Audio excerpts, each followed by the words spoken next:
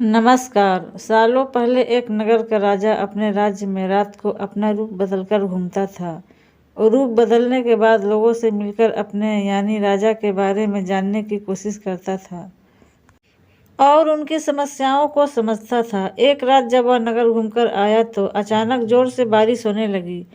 उसने देर किए बिना एक गरीब के घर का दरवाजा खटखटाया। राजा के दरवाजा खटखटाने के बाद घर से एक व्यक्ति निकला। वह एक गरीब किसान था जो अपनी पत्नी और बच्चों के साथ रहता था। बारिश तेज थी तो किसान ने राजा को अंदर आने के लिए कहा। राजा ने घर में आने के बाद पूछा, क्या आप मुझे खिला सकते हैं? मुझे बहुत तेज भूख लगी है। वो गरीब किसान और उसका परिवार 3 दिनों से भूखा था और उसके घर में एक भी दाना अन्न का नहीं था। किसान के मन में हुआ कि भले ही हम भूखे हैं लेकिन अपने अतिथि को यूं भूखा नहीं रख सकते। अब किसान ये सोचकर बेचैन हो गया कि अपने अतिथि का पेट कैसे भरा जाए।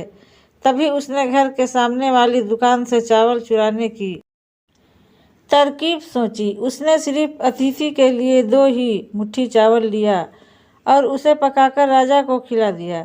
तब तक बारिश रुक गई थी और राजा अपने घर चला गया।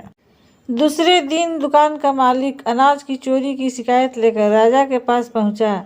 राजा ने दुकान के मालिक और उस गरीब किसान को अपनी सभा में प्रस्तुत होने का आदेश दिया।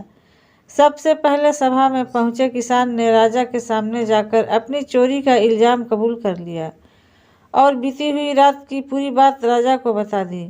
किसान राजा से कहता है कि मैंने चोरी की लेकिन मेरे परिवार ने उस अनाज का एक निवाला भी नहीं खाया।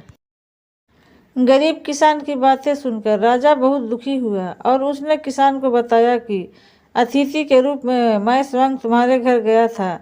इसके बाद राजा ने सभा में पहुंचे दुकानदार से पूछा कि क्या आपने अपने पड़ोसी को चोरी करते हुए देखा था? दुकानदार ने जवाब दिया कि हाँ, मैंने इसे रात में चोरी करते हुए देखा था। दुकानदार की बात सुनने के बाद राजा कहता है कि इस चोरी के लिए मैं पहले जिम्मेदार हूँ और फिर दूसरा तुम हो, क्योंकि तुमने अपने पड़ोसी को अनाज की चोरी करते हुए देखा मगर कभी उसके भूखे परिवार को नहीं देखा। तुम अपने पड़ोसी होने का धर्म बिल्कुल नहीं निभा रह पाए। इतना कहने के बाद राजा ने दुकानदार को सभा से जाने के लिए कह दिया और किसान की अतिथि निष्ठा भाव को देखकर उसे 1000 सोने के सिक्के इनाम के रूप में दे दिया।